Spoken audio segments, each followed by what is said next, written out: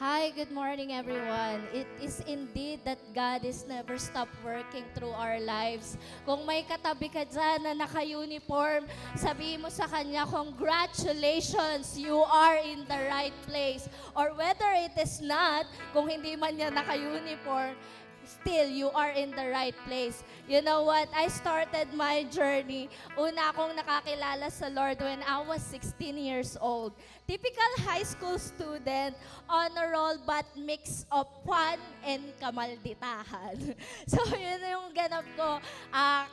Honor roll student ako pero nag-cutting classes. Yung mga ganon. Honor roll siya pero ano siya, siya pa yung pasimuno ng mga kakulitan and kamalditahan. And then, we are at the plaza during that time nang may lumapit sa akin. It was Ate Geraldine and Ate Edel para ma-invite sa Wild Side kasama yung mga classmates ko, yung nakikita nyo sa kabilang picture. Sumama kami pero di kami nagtagal kasi nga gagabihin kami. Pero syempre, as kamalditahan goes on, yung ate ko, umuwi lang siya sa amin para magsimba. Ako ayoko. Ayoko talaga magsimba. Pero nung time na yon, umiyak siya. Umattend kami ng wedding. Sabi ko sa kanya, sige, gigisingin na lang kita, magsimba tayo. Pero in reality, di ko siya ginising. Ang ginawa ko, naglaro lang ako ng Plants vs. Zombie. Tapos nung Sunday na yon, umiyak siya. Sabi niya, bakit di mo ako ginising? Sabi ko, wag ka nang umiyak. Meron sa bayan, alas 7. So, yun nga yung sa Raining Light. Nakakatuwa lang kasi little did I know that God is doing something great. Nakonect ako kay Christ, truly, kasi I've been a Christian before, pero hindi talaga siya manifested in my life. And also, nagkaroon din ako ng community which is the church that is really like a family. And also sa cell. So, yan, makikita nyo, yan yung mga kasama ko, been throughout all the journeys. And then, I remember wala akong pangarap after high school. Pero Pastor Lito taught me, sabi niya, anak, magtatayo tayo ng school. That stuck to me and that has been my goal ever since. Lagi kong naiisip, ano nga bang gagawin ko after high school? Pero yun nung sinabi niya yun sa akin and he gave me one verse, doon ako nagkaroon na, okay, this is my goal. Hindi lang basta makagraduate, kaya sabihin mo sa katabi mong estudyante, hindi lang basta makagraduate. But you also have to leave an impact to your campus. I remember we were sharing one verse in campus. We are going from classes to classes during that time. And talagang grabe yung faithfulness ng Lord. And nakagraduate ako ng college. And I also have my master's degree in University of Rizal System Morong. Dating walang pangarap and then, boom, in just that word, I have that vision. And since it stuck to me, nag-board exam ako and nakapasa din po ako ng licensure examination. Of course, hindi naging madali lahat. I've been in a broken palm ever since. Palaging nakukulong si Mami. I actually literally grow up going in and out sa jail. And ang mga nakapaligid sa akin, puro addict. I was just 12 years old and I've been a runner of drugs. Ako nagbibigay ng pera, iaabot sa akin yung drugs and then I didn't know kung ano yon, pero alam ko that's the easy money. So I was so thankful to God na nakonect ako dito sa church and nakonect ako dito sa mga tao that will really change the trajectory of my life. Grabe, I didn't know na ito pala yung plano ni Lord sa buhay ko. And ang pinakamaganda nun, dumating ako that I wanted to go abroad. Kasi talagang the dreams in my heart about having a school is really like a fire, talagang nakadikit talaga sa puso ko noon na I kept on thinking ways on how I can do it. Kasi nung nagma-masters ako, sabi doon na kailangan ng 5 million sa bangko. So, wala akong 5 million, kinompute ko yung sahod ko sa DepEd kasi nakapasok din po ako sa DepEd. And nagulat ako, sabi ko hindi kaya. But then, eto na yung pinakamaganda, but God is really faithful. I was able to go to Butuan and the Lord gave me His word in Isaiah 60:22. As it says, the least of you will become 1,000, the smallest a mighty nation. I'm the Lord, I am the Lord, in its time, I will do it swiftly. During that time, when I was hearing words from Pastor Nonon, Pastor Tini, and all the coaches there, I was like, lumabas ulit ako, sabi ko, Lord, sorry. Grabe, akala ko napakalaki na ng 5 million. And sorry, napakaliit lang pala ng utak ko. So, that time, the Lord was able to enlarge my thinking. Home office journey also is a top one kasi nag-HO ako sa gabi tapos nagde-DepEd ako sa umaga. But I really journey it. Di ako uma-absent sa HO, di din ako uma-absent sa school. I really push myself harder and have this determination kasi alam ko na merong gagawin ng Lord sa buhay ko. And to think that during that time, hindi po talaga regular students yung mga students ko. Meron silang special needs. So, kailangan ko talagang, imagine niyo walang tulog. Tapos, ang tataas ng energy ng mga estudyante mo. But tough times and testings was always there. There are people who will betray you. Dumating ako as in zero clients as the result of my disobedience and not being faithful to what my covenant is. But you are not beyond repair. Sabihin mo sa katabi mo, you are not beyond repair. Nagkamali ka lang pero di ka pagkakamali. That was the words that really stuck in my heart during that time when I came to a decision na, Lord, I want to make it right with you. While I am enduring all the consequences of what I did, I stayed. I persevered, and I was so determined, and I kept this verse in my heart, as it says in Micah 7 verse 7, as for me, I look to the Lord for help. I wait confidently for God to save me, and my God will certainly hear me. True enough na talagang grabe yung binago ng Lord sa buhay ko. I was able to land clients. I was able to have partners again. And when I think that everything went well, hold it up, this year, the most toughest battle came into my life. It was 2 days before my birthday, my dad died. I was never met grief. I didn't know him. Ano ba yung grief? I don't know how to process it. But thank God I have him. And this moment teach me to cling into him. I remember standing in the coffin saying, sabi ko, Lord, ang hirap. Pero alam ko, wala man akong kahit sino sa tabi ko ngayon, but you are with me. You will never leave me nor forsake me. I have to celebrate my birthday without him. Welcome to my 30th.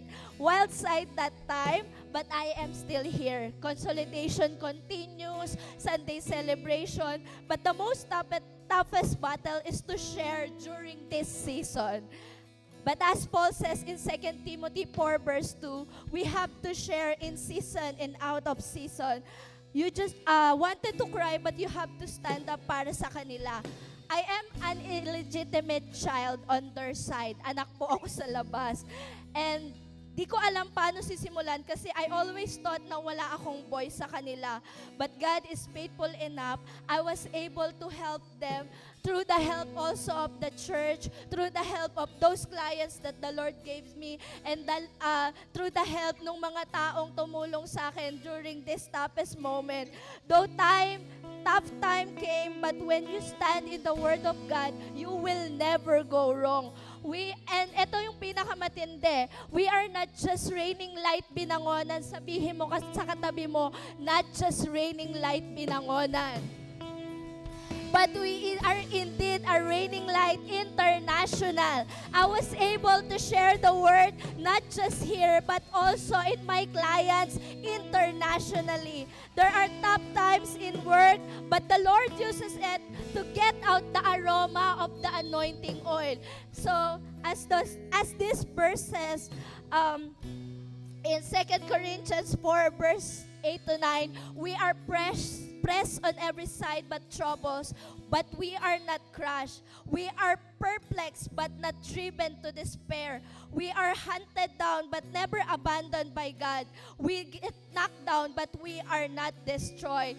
And then God really turned around my life, and I was able to experience great things like this as I was able also to go to my dream destinations, which is yung, dati tinitignan ko lang ang Enchanted River sa Google.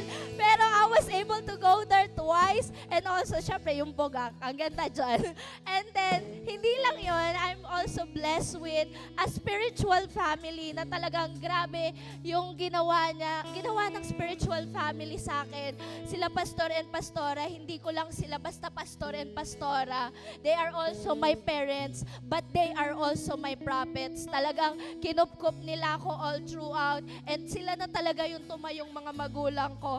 Kaya sabi talaga, determination isn't the absence of thoughts. Ito yung binigay na idea sa akin ni Lord kagabi because we're resolving issues in our company. But sabi dito, determination isn't the absence of thoughts about quitting. A lot of times I think about quitting, but sabi dito, but the perseverance to continue despite them. Though naiisip mo, pero aalisin mo talaga sa isip mo na hindi, tutuloy ako. Because as for me, I will wait on the Lord. And just like my life verse says in Romans 8:28, and we know that God causes everything to work together for good to those who love God and are called according to His purpose for them. So, thank you so much. God bless everyone. Thank you, Lord. Grabe.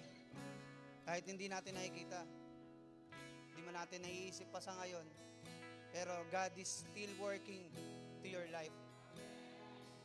Grabe. Salamat sa privilege, Lord. Salamat sa mga pastors na meron tayo na binigyan ako ng privilege to share the Word of God and to share the journey, how God is at work, how God is really at work, and how God is truly amazing. And His faithfulness is not just a word, but is it like sa sinabi sa kanta, He is a promise keeper. Kung ano yung pinangako niya sa iyo, gagawin niya yun sa buhay mo. Amen? Pwede na po tayo mo po.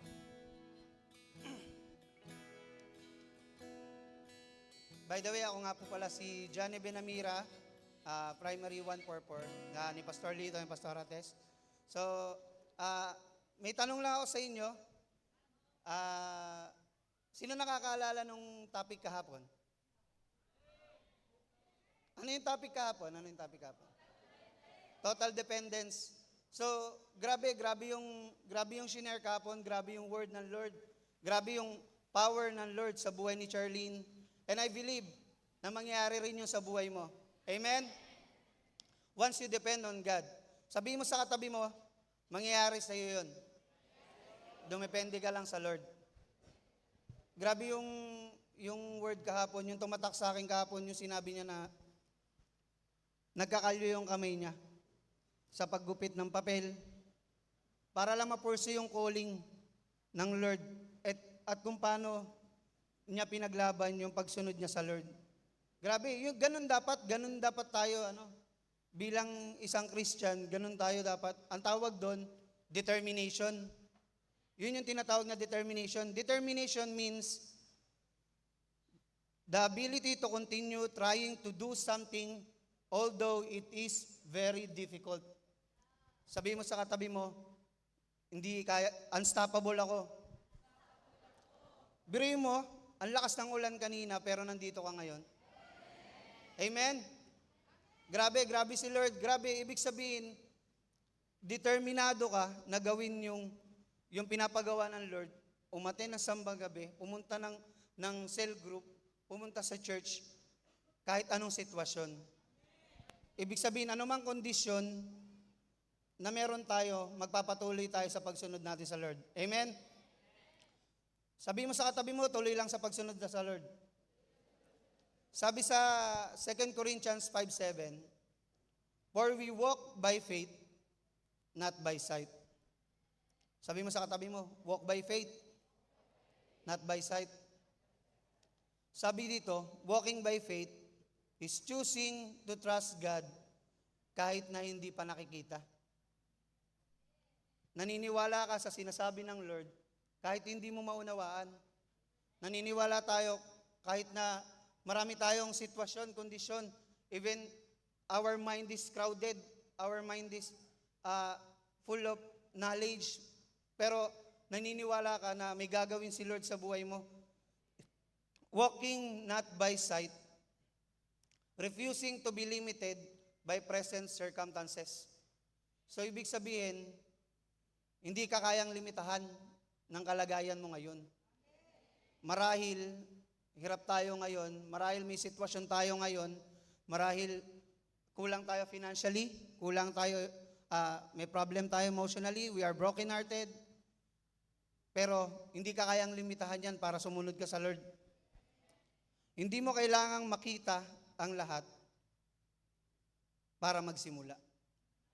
Ang kailangan mo lang maniwala at lumakad kahit hindi pa klaro ang daan. And that what is to call faith. Today, I want to share that God taught me determination through these things, through these three things. Number one, determination, vision. See what God wants you to become. Determination begins in vision. Determination begins with vision. Kasi doon nagsisimula kung paano ka magiging determinado doon sa mga bagay na gagawin mo. Vision is seeing not where you are, but who you can become. Especially in Christ. Ibig sabihin, hindi yun doon sa nakikita mo, but in spiritual speaking, merong binigay sa iyo si Lord na vision na magiging ikaw yon. Naalala ko, bago ako gumraduate ng high school, dati pa lang, pinakita sa akin ng Lord na magiging engineer ako. And sinabi ko yun sa mga magulang ko, na mag-i-engineering ako. Pero ayaw nila, kasi mahirap daw. 5 years, then sabi, mahirap daw, mathematics, etc. Pero hindi ako nagpapigil doon kahit na may resistance. I stood on what I believe and what I saw. I stood on my vision na binigay sa akin ng Lord na magiging engineer ako. And now, by the grace of God, I'm a civil engineer. And glory to God yun.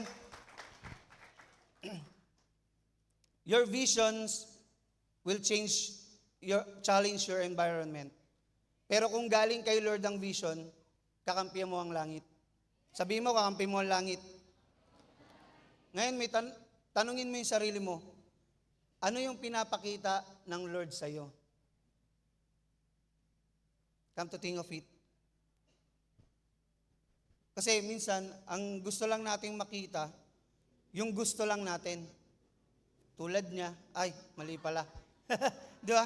Tulad niya, pero hindi yun yung bagay na gustong makita. Hindi yun yung bagay na gusto ng Lord na makita mo.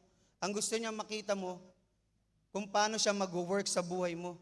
Kung paano kanya ililift up from darkness to light. Kung paano kanya ililift up from down to up. Ganun gusto makita ng Lord yung vision na pinapakita niya sa'yo. And then number 2, don't stay dream. Don't stay in a low place. Faith gives you permission to dream again. Amen? Determination means refusing to settle in a terrible situation. God gave us dream to lift us out of small or broken environment. Yung dream na yan yung magbibigay lalo ng boost sa atin para maging determinado tayo. Minsan kaya hindi tayo nagiging determinado kasi wala tayong nakikita. Wala tayong naiisip kung ano yung dapat nating gawin. Wala rin tayong pangarap. Ano ba pangarap mo? Siya lang ba? Ano ba pangarap mo? Maging eto lang? Ano ba pangarap natin? Pero alam mo yung pangarap mo na yan, pag inalain mo yan, whatever plans you have, whatever you do, God will establish it, sabi sa Proverbs 16:3. Amen? And then, sa journey namin, sa journey ko, sa journey ng family ko, during 8 months of our wilderness journey, grabe, may panahon na halos wala na talaga kami makain nun. Pero kahit na nasa hirap ng sitwasyon kami nun, I saw the picture in my spirit na hindi kami para dito lang. Kasi hindi ito yung dream na binigay sa akin ng Lord. Ang sabi ng Lord, magiging prosperous ako. Ang sabi ng Lord, magiging abundantly. Yung kung ano yung meron ako na magiging the best pa. And hindi ako tumigil, kaya hindi ako pumayag na doon matatapos yung kwento namin. Talagang I pursue the calling, even though walang-wala, pero pumupunta ako sa cell group, nagsi-cell group ako, pumupunta ako sa church, and hindi ko pinapakita kung ano yung sitwasyon ko. Hindi kasi ako nade-determine nung sitwasyon ko. Hindi mo ako makikita na lugmok. Pero pag spiritual kang tao, makikita mo na talagang there's something na lugmok ako. Pero physical speaking, hindi mo siya makikita. Bakit? Kasi hindi mo na dapat ipakita na nahihirapan ka. Hindi mo na dapat ipakita na hirap na hirap ako, pagod na pagod ako, grabe, araw-araw na lang ganito, papasok ng gabi, tapos papasok sa hapon. Pero hindi dapat tayo nalilimitahan ng ganung bagay. Hindi dapat tayo nadedetermina or nakikita sa atin yung ganung bagay. Bakit? Kasi naniniwala ka na yung dream na pinakita sa iyo ng Lord, yung vision na pinakita sa iyo ng Lord, yung dream na binigay sa iyo ng Lord, mangyayari yun one day. Amen? Sabihin mo sa katabi mo, mangyayari yun. Maniwala ka lang. Kung pangit ang season mo ngayon, hindi ibig sabihin nun, pangit ang future mo. Amen? Yung pangit na season namin that time, kung tumigil ako nun, hindi mangyayari sa amin yung mga bagay na nararanasan namin ngayon. Grabe, we are able to fly tubutuan kasama asawa ko. And yung makasama siya, na makita ko siya na masaya, habang, alam mo yun, nine-enjoy namin yung creation ng Lord. Grabe, doon yung joy sa heart ko na, Lord, I'm so thankful because pinakita mo sa akin to. Kasi kung di ko nakita to, Lord, kung hindi mo binigay sa akin yung dream na to, Lord, baka hindi namin to nararanasan ngayon. Baka tumigil na ako nun. Pero God is faithful. God is a promise keeper na gagawin niya yung bagay na yun sa buhay mo. Kung may dream si Lord sa'yo, huwag kang manatili sa kinalalagyan mo ngayon. Ilaban mo ang pangarap mo at ang pangarap ni Lord para sa'yo. Yung pangarap na meron tayo, i-align natin yan sa Lord. And He will do it swiftly. Basta naka-align tayo. Number 3, visions shows you where to go. Dreams gives you hope, but the word gives you strength to keep going. Sabi sa number 3, word. The fuel of determination. Ito yung magbibigay gasolina sa'yo para magpatuloy ka. Kasi I remember at that time, nung nasa sitwasyon kami na sobrang lugmok kami, I kept yung one word na pinangahawakan ko sa Psalms 2:8, ask me and I will make the nations your inheritance. Pag titignan natin to, this is impossible. But, sabi nga sa kanta kanina, nothing is impossible to God. Diba? He is a way maker, a promise keeper, light in the darkness. Ganyan katindi si Lord. And kapag naniwala ka, kapag pinurso natin yung word, yung vision, yung dream na pinakita sa atin ng Lord, na binigay sa atin ng Lord, sigurado mangyayari yon. I remember, grabe yung pagtatalo na namin noon ng asawa ko. Kasi yung sitwasyon namin, hindi na yun talaga. Kumbaga, sobrang hirap na. Marami kaming utang. Baon kami sa utang. Wala nang halos makain.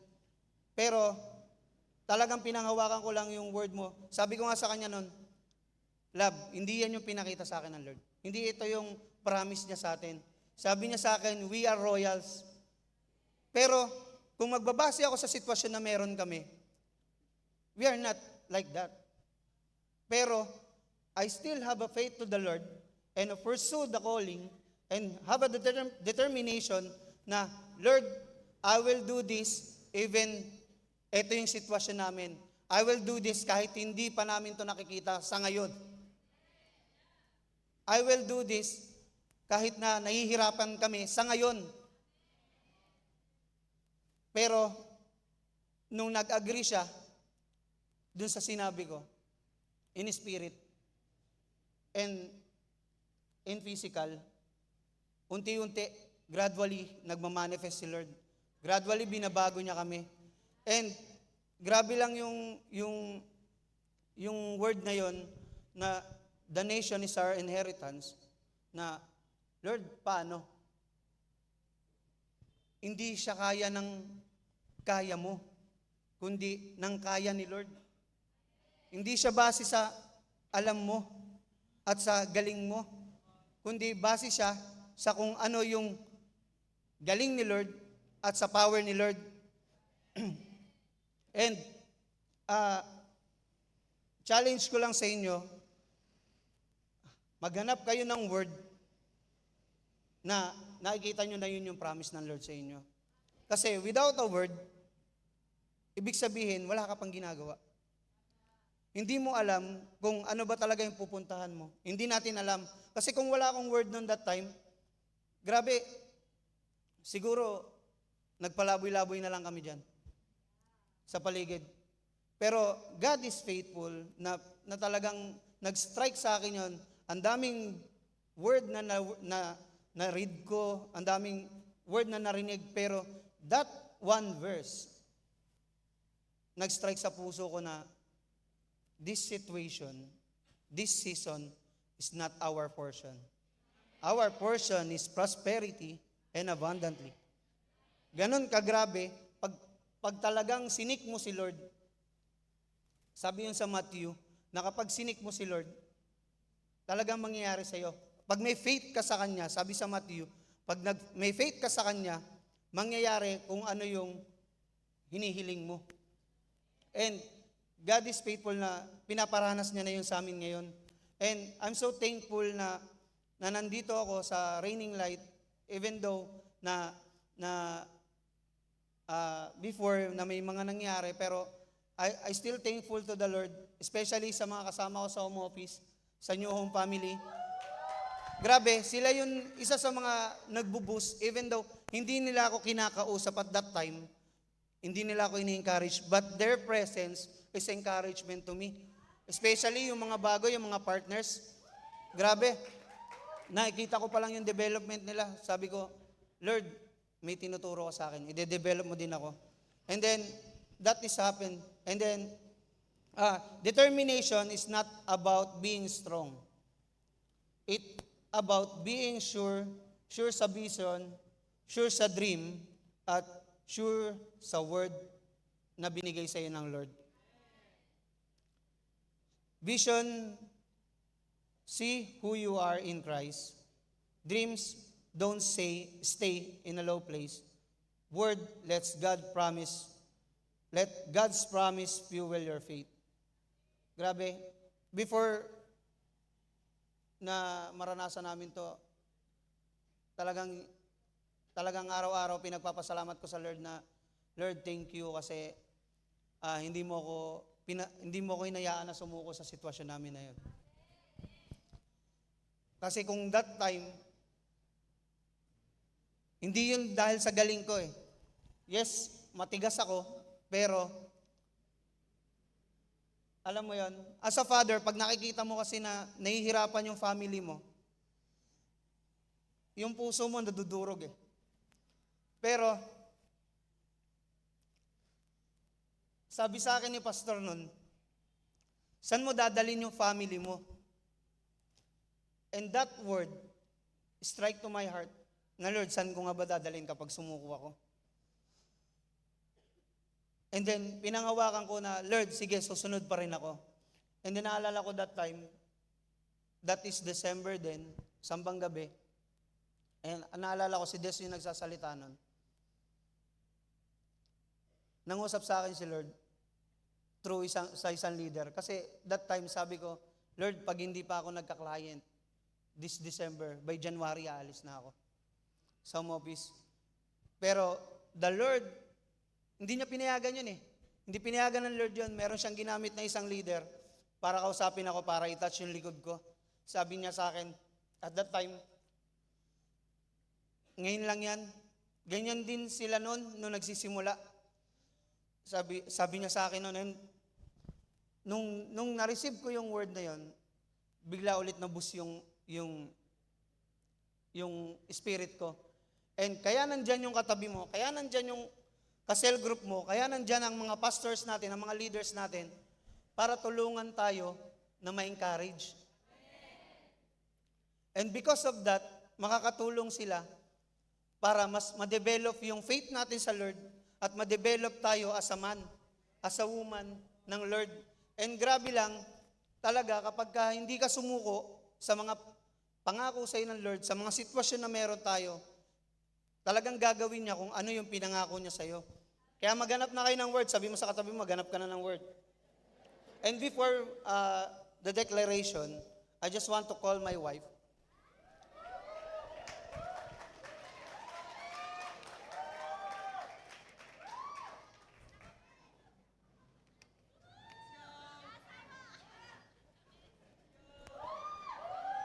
Ayan. So at that time, kung hindi talaga siya nag-agree, ito yung maganda sa mag-asawa, na dapat nagkakaisa tayo, nagkakaisa kayo sa kung ano yung pinapagawa ng Lord. And at that time, talagang, siyempre as a mother, nahihirapan din siya na makita yung mga anak namin na ganun. And hindi kami sanay at that time na ganun yung sitwasyon namin. Pero nung sinabi ko sa kanya, love, ito yung word. Love, ito yung pinangako ng Lord. And gagawin niya to. Nung nag-agree siya, doon talaga grabe, unti-unti, yung relationship namin, inaayos ng Lord ulit. In a small thing, na dati talagang halos hindi na kami magkibuan. Kasi because of pride. Because dahil din sa sitwasyon, naalala ko nung sinabi niya sa akin, love, kung hindi ikaw ang asawa ko, baka wala na ako sa church.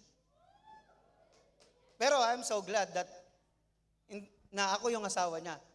And I'm thankful din sa kanya na hindi rin siya sumuko at that time. And naniwala siya dun sa vision, sa dream, sa word ng Lord na pinakita sa amin, na binigay sa amin ni Lord.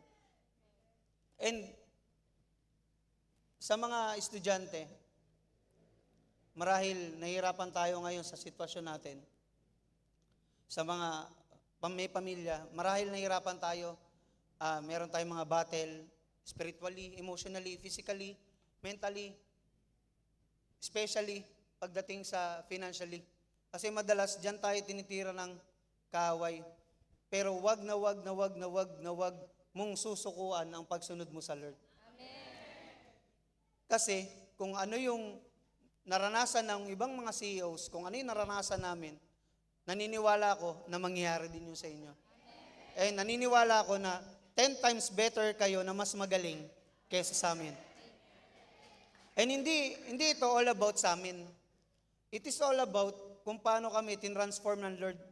Kung paano ni-redeem ng Lord yung family na meron kami, na grabe siya, na talagang hallelujah, praise the Lord ka na lang kapag ka nakikita mo na dati, hindi ka halos makabili ng toothpaste, kasi nga, lack of money, pero ngayon, nakikita mo na nagtatambak na siya. And God is faithful kapag naniwala talaga tayo. Grabe yun. Naalala ko, sabi niya, love, grabe, hindi ako makapaniwala na nangyayari to sa atin ngayon. And that is because naniwala tayo. And before we declare, magkakaroon tayo ng declaration, let's stand up.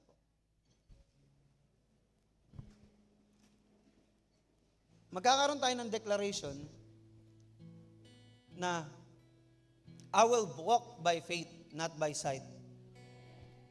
I will live with the vision. I will dream for God's glory. I will stand on His word.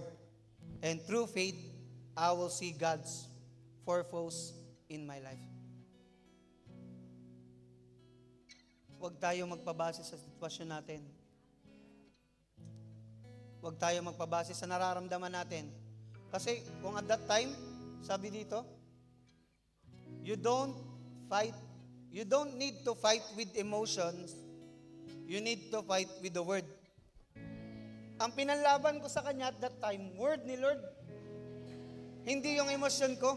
Kahit galit na galit ako, nasasabihan ako, ganito, ganyan. Pero, grabe, sabi ko lang sa kanya, ito yung word ng Lord. You don't need to fight with emotion. You just need to fight with the word. Fight with the word. Huwag tayong lumaban ng atin. Isama natin si Lord sa battles natin. Kasi, battle belongs to the Lord. Kapag pinakita natin sa Lord, na Lord, I have a faith in you. Lord, naniniwala ako sa word mo. Naniniwala ako, Lord, sa vision mo. Naniniwala ako, Lord, sa pangarap na binigay mo sa akin. Gagawin ng Lord yan. Hindi siya titigil na hindi niya magawa yan sa'yo. Hindi siya titigil na hayaan niya na maging ganyan lang yung sitwasyon na meron ka. Kasi, hindi yun yung portion natin. Yes, we are facing problems. We are facing difficulties. We are facing a lot of challenges. Pero hindi yung challenges, hindi yung mga sitwasyon na yun, hindi yun yung magde-determine ng buhay mo. Magde-determine ng buhay mo kung anong faith na meron ka sa Lord. Kung gaano ka-determinado na magawa yung calling niya. Kahit na nahihirapan ka, pag nakita ng Lord na may faith tong tao na to, grabe, mapapasabi na lang si Lord na, hindi ko to nakita sa ibang tao. Naalala niyo yung centurion? Grabe yun. Kasi yun yung devotion ko kanina. Grabe yun. Nung sinabi niya lang na, Lord, kahit di ka na pumunta, basta sabihin mo lang, nagagaling yung servant ko, gagaling yun. That great faith, that great moment na sinabi niya yon, grabe na-amaze si Lord. Pag na-move mo ang heart ni Lord, pag na-move natin ang heart ni Lord, sigurado, blessing is coming. And kapag dumating yung blessing na yon, hindi tayo may stop doon. Do not settle for the less. Aim for the best. And naniniwala ako, kapag may ginawa si Lord sa atin, na katulad ng ginagawa sa amin ng Lord ngayon, that is just a beginning. The best is yet to come. And, come on church, let declare this.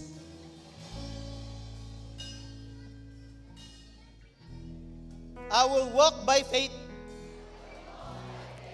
not by sight. Come on, give the power to your word. I will walk by faith, not by sight. I will live by the vision. I will dream for God's glory. And I will stand on His word. In Jesus' name, Amen. Grabe, paniwalaan mo lang. Pangawakan mo lang yan. Sigurado may gagawin si Lord sa'yo. Kung ngayon, nakikita mo na kailangan mo si Lord,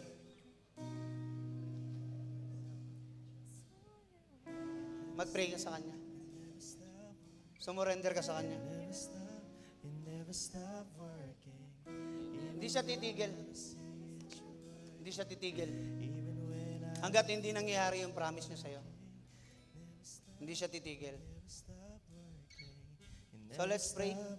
Let's worship. Even when I don't see it, you're working. Even when I don't feel that you're working, you never stop working. You never stop working. Even when I don't see it, you're working. Even when I don't feel that you're working, you never stop working. You never stop working. Even when I don't see it, you're working. Even when I don't feel it, you're working. You never stop, you never stop working. You never stop, you never stop working. Even when I don't see it, you're working. Even when I don't feel it, you're working. You never stop, you never stop working. You never stop, you never stop working. Waymaker, miracle worker, promise keeper, light in the darkness, my God, that is who you are. 'Cause you are waymaker, miracle worker, promise keeper, light in the darkness, my God, that is who you are. 'Cause you are waymaker, miracle worker, promise keeper, light in the darkness, my God, that is who you are. 'Cause you are waymaker, miracle worker, promise keeper, light in the darkness, my God, that is who you are. Lord, I believe in you. I believe in the vision. I believe in the dream that you imparting in my heart. I believe the word na binibigay mo sa puso at sa isip ko, Ama. Lord, naniniwala kami na mangyayari sa buhay namin kung ano yung mga pinangako mo. Kasi may faith kami sa inyo, Lord. Salamat, Lord, sa araw na ito. Salamat, Ama, dahil ikaw ang Diyos na dakila sa lahat. Salamat, Ama, dahil minahal mo kami. Even we are sinners. Even marami kaming mistakes na nagawa, pero you still love us. Thank you, Lord, for your word. Thank you, Lord, for the love. Thank you, Lord, for the strength, Lord, na binigay mo sa amin ngayon, na nandito kami, na hindi kami napigilan ng sitwasyon. Salamat, Ama, dahil patuloy ka na kumikilos, at naniniwala kami na gagawin mo kung ano yung pangako mo sa amin. Ito po ang dalangin namin sa pangalan ni Jesus. Amen. Good morning. I just want to share before, nung nagpunta ako dito sa church, high school din ako noon. So bilang estudyante, syempre problema natin. Pera, pamasahe, pagpapaalam sa parents, kung papayag, lalo pagkagabi. Nung time na yon, ilang beses akong in-invite ng friend ko. Sino dito yung ilang beses ka nang ini-invite, pero ngayon ka palang pumunta? 'Di ba? So ako nung paulit-ulit yung friend ko na mag-invite sa akin, tapos pumupunta sila sa school, ang dami kong, ako pwede naman akong pumunta eh. Pero lagi ko sila sabi, magagalit yung nanay ko, magagalit yung tatay ko, gagabihin ako. Ang dami kong excuses. Pero nung pumupunta yung mga leaders doon, sila Ate M, pumupunta doon sa Mabamparang, parang may touch si Lord na, sige na, pumunta ka na. That was Wild Side before. So nung pumunta ako, ang isip ko kasi talaga, religious thing. So sabi ko, pagka lumipat ako ng simbahan, yun yung mindset ko dati, magagalit yung parents ko. So babalik bilang estudyante, bilang bata pa. So nakadepende tayo sa magulang natin. Nakadepende tayo sa kung ano lang yung meron tayo. Pero nung pumunta ako sa church, sobrang saya ng puso ko. That was my journey na nag-start kung paano ako sumunod sa Lord. Pero hindi siya ganon na okay palagi. May times na sobrang gusto ko nang sumuko. Before pa yon na wala pa akong pamilya. And then, I'm so thankful kasi nung nagpunta ako dito sa church, doon ko nakilala yung asawa ko. And then, nung nagkakilala kami, ayun, nagkaroon kami ng nagkakilala kami, naging magkaibigan.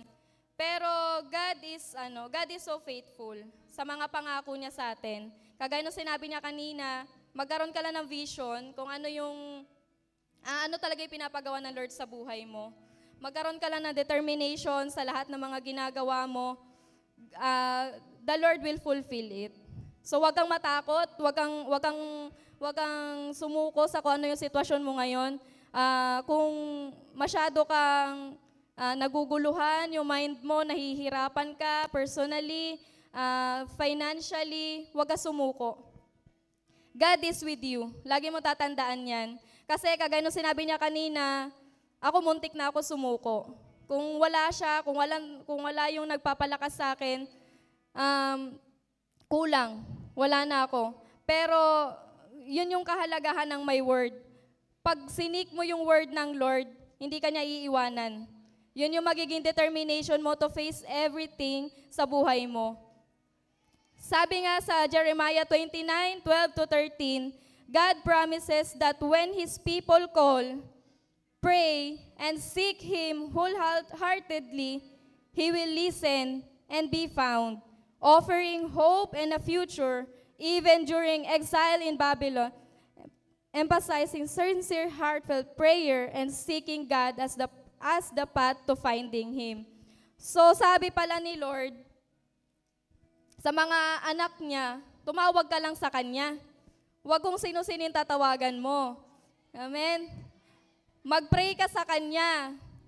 Hindi lang siya yung pinagpipray mo. And seek Him, find Him wholeheartedly. Hindi lang pala pwedeng hahanapin mo lang pero wala kang gagawin. Hindi pwedeng natagpuan mo tapos papabayaan mo na. So kailangan, kapag hinanap mo si Lord, dapat meron kang paninindigan na, Lord, eto na. Let na si Lord yung mag-work sa buhay mo. Hindi, dapat kumbaga, lahat ng gagawin mo naka-align sa Lord, naka-align sa word niya. Although sa una mahihirapan ka, pero yun yung kailangan nating gawin, umalign lang eh. Kaya may mga leaders, may mga family tayo to guide us. And kami, we are so much thankful sa mga leaders namin, ganun din kaila pastor at pastora kasi they guide us. They guide us as individual, as a family, bilang mag-asawa, nandyan sila. And naniniwala ako na ikaw, kung sino man dito yung bago pa lang sa lugar na to, ini-invite kitang pumunta sa harap para tanggapin si Lord bilang Savior ng buhay mo, bilang tagapagligtas natin. Come on, huwag kang mahiya.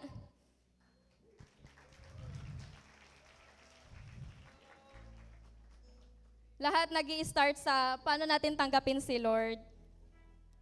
Isik lang natin siya sa puso natin, sa mind natin, sa buhay natin, and let the Lord work in our life. Come on.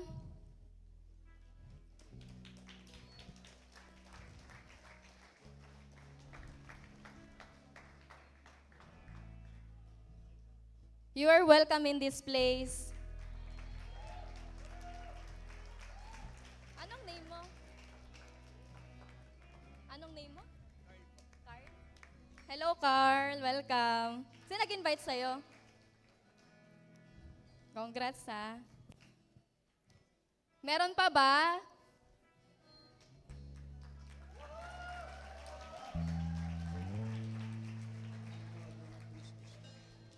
Huwag niyo miss yung chance na to. Minsan lang to. Yan. So, hello. Welcome kayo sa place na to.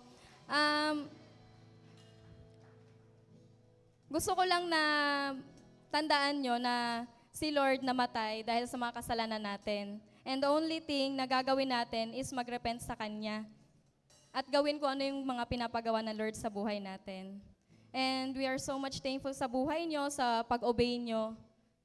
And ngayon, gusto ko na taas yung mga kamay nyo. Pagpe-pray lang natin. So, close your eyes, bow your head, and sundan nyo ako sa mga sasabihin ko. Lord, maraming salamat sa kaligtasan na pinagkaloob nyo sa amin. Patawarin niyo po ako, Ama, kung nagkasala ako sa salita, sa isip, at sa gawa. Tulungan niyo po ako na mamuhay ayon sa salita mo.